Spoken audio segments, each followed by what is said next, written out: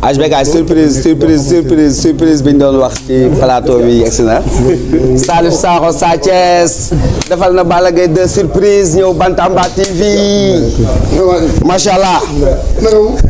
allah fils de Balla Salif to fils de Balla bu la neexee toogal ci wetu père Beka déranger ko bu la fils de Balla préparé Sa Thiès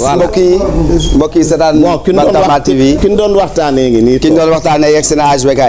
voilà Sa Thiès HBK waaw moo tax may la sa doom la sama rakk la sama doom la man mën naa ne man maay bàyyam parce que tey bu bëggee làmb bokk naa ci ñu koy tax mu bëgg ko donc dina bàyyam mbër la woon kon nu mu nekkee kon suma baay waaye tey bu àggee fii ci làmb def naa ci am nga ci cër tuuti rek non am nga cër bu ma waaw ma am loolu cër la même bu dul dara sax ma la làmb mais cër la ci ki nga bokkal ndey ak baay nekk kilifaam parce que loolu mooy àdduna jàmm laa ko yéene jàmm laa koy ñaanal tey bu esagul woon ci lu bëri moom mi tey exemple bu jël wax te bu yàlla dogaloon esagul ci lu bëri ci carrière am man mën naa ne damay bàyyi làmb bàyyi ko kon mu kon ne yaa ngi xalaat loolu xalaatoon nga loolu moo njëkkoon nekk suma ambition ci làmb heure bii nga waroon na fekk nga bàyyi dama ne woon man bu ma daanoon ba ma nekk roi des arènes loolu sama papa laa ko mos a wax tey jii ma wax la lii tey nga xam ko dama ne ko daan naa Yékini bu ma daanee Bombardier jël revanche ak Eumeu Sène moo ne daan damay bàyyi Saliou continue billaahi wallaahi wa taalaa loolu sama papa laa ko mos a waxtaan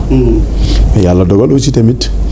làmb bu fekkee teel ngaa bàyyi nga am rax boo xamante ne bokkoo ci biir làmb ji war a ànd ak moom liggéey boo bàyyi ko moom kese day métti wéet foog nga bokk ak moom muy am jom bëgg a ñëw mel ni yow mu am jom bëgg puus wala yow li nga def après yow damay bëgg tripler la loolu moo tax ba léegi mais mu ngi noonu Sa Thiès kii mooy kan ci yow merci waaw d'abord dañuy sant yàlla baax di julli ci yonent bi sant suñu ñaari waajur aussi di baalu ak ñëpp sénégalais yëpp monde entier ci weer bu sell bi di baal ñëpp ak aussi di ñaanal sama papa te di yàlla ko yàlla yërëm xaari ko àjjana ak mboolem juddit ak waay dawla yëpp di baaluwaat ak baax a baax sama yaay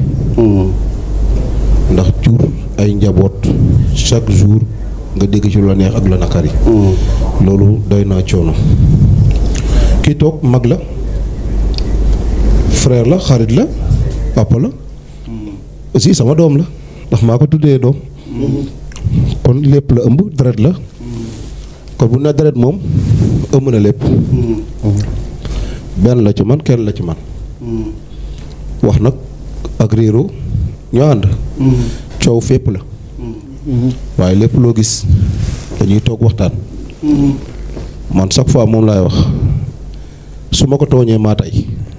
maa ko war a tooñ maay xale maa war a juum moom laa war a dëgg mu yëkkati ma tegaat ma nànk ndax sama dama may rakk damay roy ci ñeneen ñi mais qu'importe lu ci mënta am rek ñooy toogaat ensemble parce que yàgg nañoo bokk benn kër yàgg naa taxaw famille bi yàgg na maa taxaw yàgg nañoo toog waxtaan di dencante wala di sekk ak wax yoo xamante ni man ak moom ak yàlla rek ñoo ko mën a génnewaat tey jii ci suñu gémmiñ kon nag maa ngi koy ñaanal aussi tamit combat bii mu jëpp yàlla na jël bi gën a yomb ci soir carrière ci barki weeru koor bi ak ñi nga xamante ni ñoom dañu mëbatal waa école de Balla Gaye bi yëpp ak école de Double Less ma nekkoon waaw macha allah HBK